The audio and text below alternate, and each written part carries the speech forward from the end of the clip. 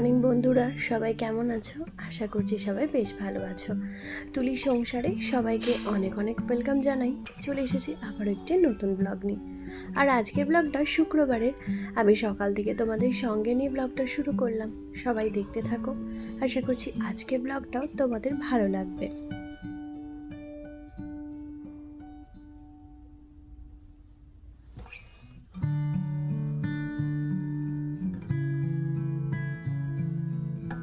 সকালবেলা ঘুম থেকে উঠে সোজা চলে এসেছি রান্নাঘরে।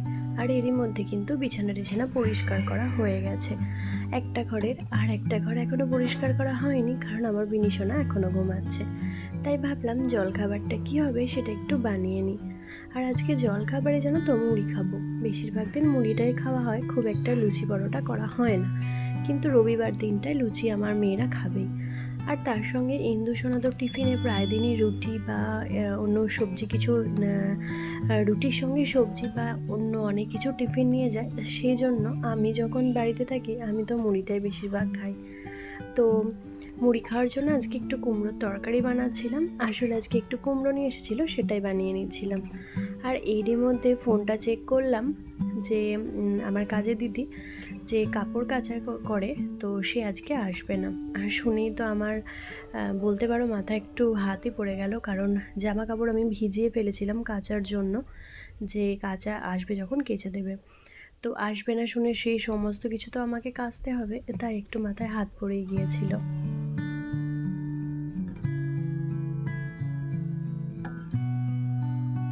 তো তারপর ভাবলাম বসে না থেকে সেই কাজকর্মগুলোই আগে করে নিই। তো সেই জন্য এখানে জামা কাপড়গুলো কেচে নিয়েছিলাম। আর আজকে জানো তো বাইরে মেঘ নেই, তবে রোদও নেই। আর বেশ হাওয়া দিচ্ছে, ওয়েদারটা কিন্তু বেশ ভালো। কিন্তু বৃষ্টি কখন যে নেমে যাবে তার কোনো ঠিকানা নেই। কারণ এই বর্ষাকালের দিনটা এমনই একটা খেলা চলে যেন সারাদিন। এই বৃষ্টি নামছে তো সঙ্গে সঙ্গে রোদ উঠে যাচ্ছে। আর ওই জামা কাপড় তোলা আর মেলা এই জিনিসটাই কিন্তু সারাদিন ধরে বেশিরভাগ সময়টা করতে হয়। কারণ যখনই দেখি যে বৃষ্টি নামছে তখনই তাড়াতাড়ি করে জামা কাপড়গুলো তুলে নিতে হয়। আর যখন দেখি যে খুব সুন্দর রোদ উঠেছে আবার মনে হয় মিলে দিই। আর মাঝে মধ্যে মনে হয় যে ওপরে বারান্দায় তুলে মিলে দিয়ে চলে আসি। কিন্তু তারপর আবার যখন দেখি যে রোদটা ভালো উঠেছে তখন মনে হয় যে না, আবার মিলে দিয়ে আসি, তাহলে ঠিক শুকিয়ে যাবে। তো এটাই যেন একটা খেলা চলতে থাকে।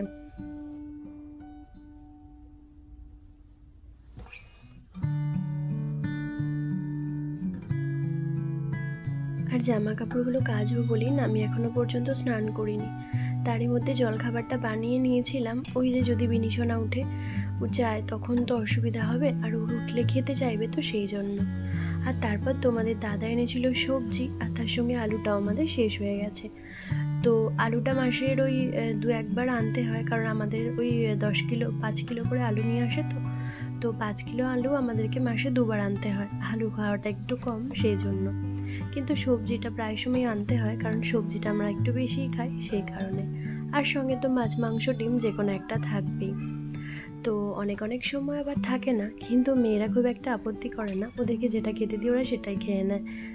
আর এর সঙ্গে আজকে এনেছিল একটুখানি মিষ্টি। আসলে ঠাকুরের পুজো দেবো, তাই বলেছিলাম একটু মিষ্টি আনতে। আর সঙ্গে খাবার মিষ্টিও এনেছিল।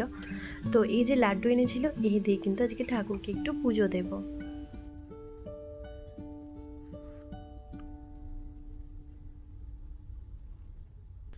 আসলে ঠাকুরকে পুজো দেওয়ার জন্য আমি আলাদা করে কোনো সেরকম মিষ্টি আনতে বলি না, কারণ যে মিষ্টি নিয়ে আসি সেই মিষ্টি দিয়ে আমি পুজো দিয়ে দিই। প্রথমে ঠাকুরকে দেওয়া হয় আর তারপর আমরা খাই। কারণ ঠাকুরের পুজোতে মিষ্টি দেওয়ার নাম হলে হয়তো কোনো বাজে যদি মিষ্টি নিয়ে আসে, তো সেই জন্য আমি বলেছি এমনি মিষ্টি নিয়ে আসতে। আর তারপর এই যে ঠাকুর ঘরটায় চলে এসেছি স্নান টান করে নিয়ে। আর এরই মধ্যে যখন আমি সবজিগুলো ঢালছিলাম তখন কিন্তু আমার স্নান করা হয়ে গেছে। আর ঠাকুর ঘরে এসে দেখি যে ঠাকুরের এই যে জায়গাটা একটু ধুলো হয়েছে। আসলে রাস্তার ধারে তো প্রায় সময় মোছা হয়, পরিষ্কার করা হয়, কিন্তু তার মধ্যেও একটু একটু ধুলো পড়ে যায়। আর সব সময় চেষ্টা করি যে সিংহাসনটা একদম পরিষ্কার ঝকঝকে করে রাখতে, তাহলে দেখতেও যেমন ভালো লাগে, আর সেরকম ঠাকুরের আসনটা দেখতে খুবই ভালো লাগে, আর সেরকম মনটাও কিন্তু বেশ ভালো লাগে। তো ঠাকুরের নিচের জায়গাটা যেখানটা ঠাকুরগুলো পাতা হয়, আসলে ওই জায়গাটা না একটু ফুল টুল পড়ে থাকে, তো তো সেই হিসেবে ওই জায়গাটা ভাবলাম একটু তুলে পরিষ্কার করে নিই, আর ঠাকুরগুলোর সঙ্গে একটু মুছে দেবো।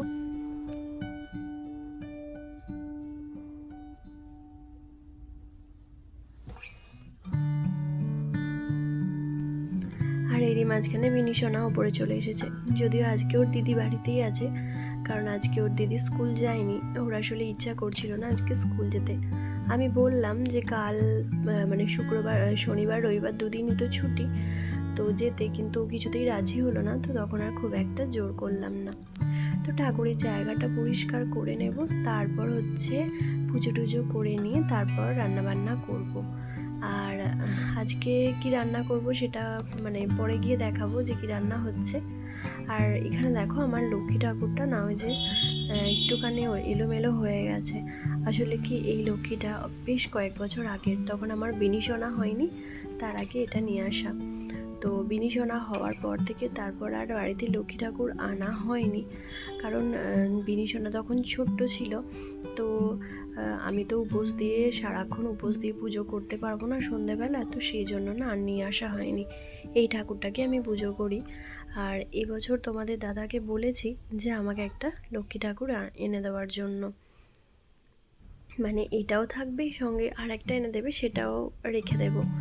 আর এই যে সিংহাসনটা এখন সুন্দরভাবে পরিষ্কার করে নিচ্ছি।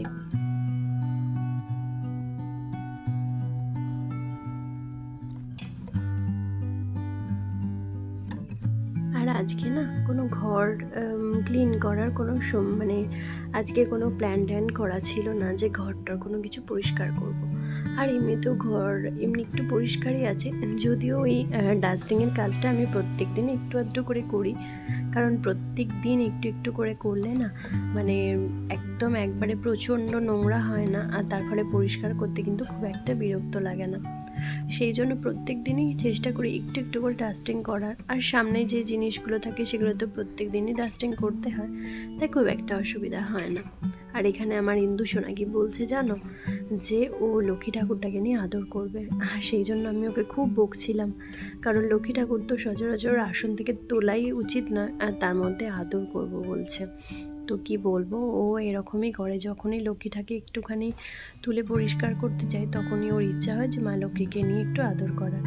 তো এই যে সুন্দরভাবে পরিষ্কার করা হয়ে গেছে সব জায়গাটায়, এবার একটু এই জায়গাটা মুছে নিয়ে তারপরে পুজোটা সেরে নেব, আর তারপর নিচে চলে যাব রান্নাবান্না করার জন্য।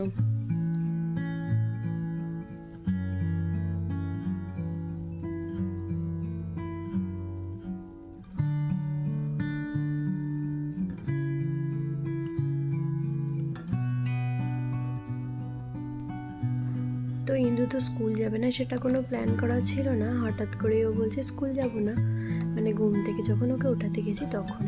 কিন্তু আমি তো উঠে পড়েছি সেই 5:30টায়, আর তারপর থেকে আমার কিন্তু কাজ একের পর এক চলতেই থাকছে। যদিও আজকে ওই যে ঘর পরিষ্কার করার সেরকম কিছু কাজকর্ম ছিল না, কিন্তু 5:30টায় উঠে থেকে সংসারে আর যে সমস্ত কাজ থাকে সেগুলো তো করতেই হয়, সেগুলো করেছি। আর সঙ্গে ওই যে জামা কাপড় কাচা, ওটা তো একটা বড় কাজ, কারণ কাচাকুচি আমি খুব একটা করি না, ওই যে কাজের দিদি থাকে ওই করে দেয়। কিন্তু এই যে আজকে যেমন এলো না, মাঝে মধ্যেই না ও এরকম কামাই করে, আর তখন আমাকেই সমস্ত কাজটা করে নিতে হয়, তখন আমার প্রতি একটু চাপ পড়ে যায় যে সমস্ত কাজটা যখন একসঙ্গে করতে হয়। যদিও আমার যে বাসন ধোয়ার কাচাকুচি করে সে কিন্তু ভীষণ ভালো, বাসন ধোয়ার ঘর মোছা যে করে সে কিন্তু ভীষণ ভালো, সে প্রত্যেক দিনই কাজে আসে।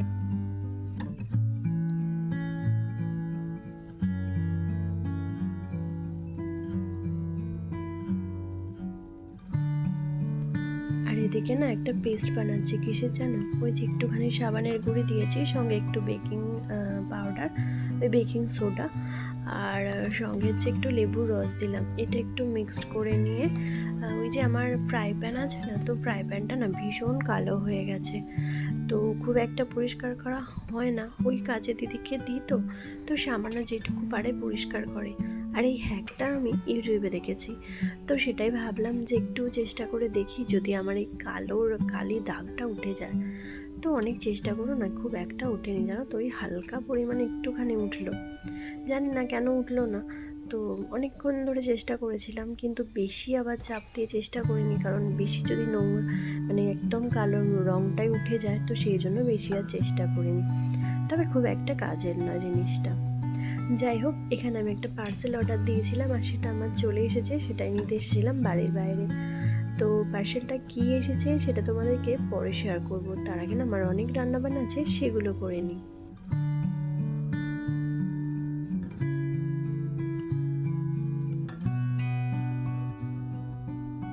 আর এই যে কালকে ফুলকপি এনেছিল তোমাদের দাদা, ভাবলাম সেটাই রান্না করি।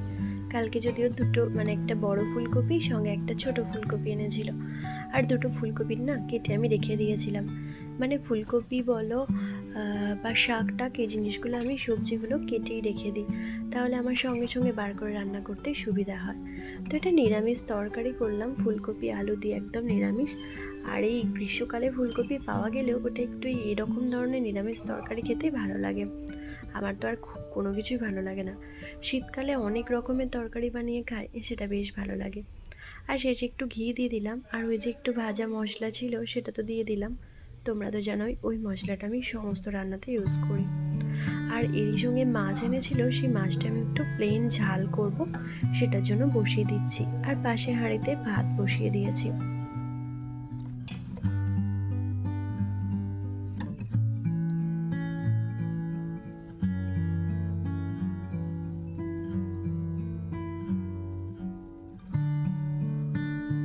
তো অনেক সময় প্লেন ঝালটা খেতে ভালো লাগে না, জানো তো। আবার অনেক সময় বেশ ভালো লাগে। মানে অনেক সময় চেষ্টা করি মাছটাকে একটু অন্যরকম কিছু বানানোর, তাতে একটু অন্যরকম ভালো লাগবে। কিন্তু তোমাদের দাদার না ওই প্লেন মাছের ঝালটা একটু পছন্দ করে, আর নয়তো সেই মাছের কালিয়া করতে হবে। তো কালিয়াটাও মাঝে মধ্যে করি, ভালোই বাসে। তো এই প্লেন মাছের ঝালটাকে তো একটু বেশি পছন্দ করে, তো সেটাই করলাম আজকেও।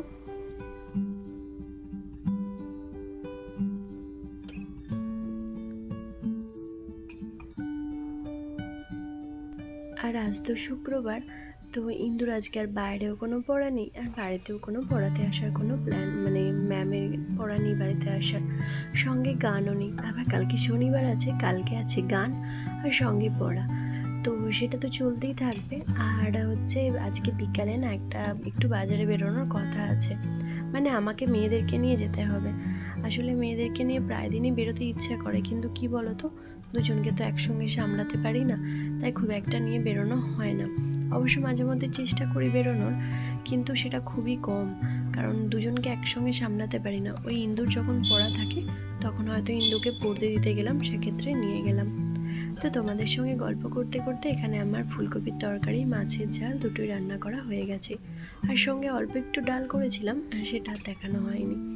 তো রান্না বান্না কমপ্লিট, আর তার সঙ্গে আমার যে পার্সেলটা এসেছিলো, চলো সেটাই তোমাদের সঙ্গে কী এসেছে সেটা শেয়ার করে নিই।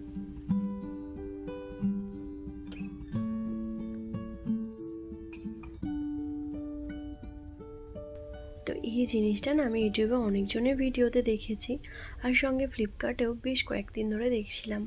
তো ভাবছিলাম অর্ডার করব, কিন্তু অর্ডার করলেই না তোমাদের দাদা ভীষণ চেঁচায়, সেই জন্য ভয়ে অর্ডার করেছি। আর যখন পার্সেলটা দিতে এসেছে তখন ও বাড়িতে ছিল।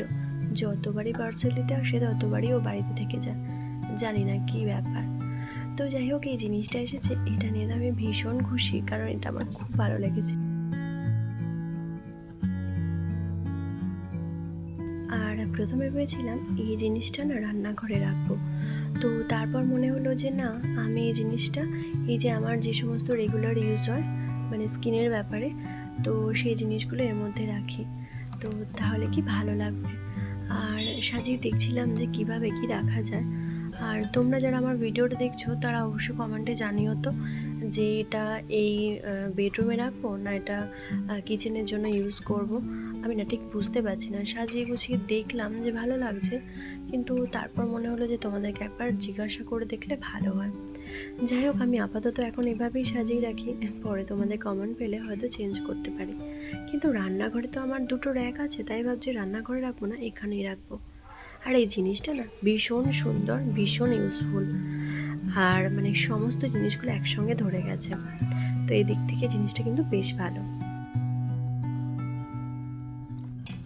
তো চলো বন্ধুরা, আজকের ভিডিওটা এইটুকুই রাখছি। সবাই ভালো থেকো, টাটা।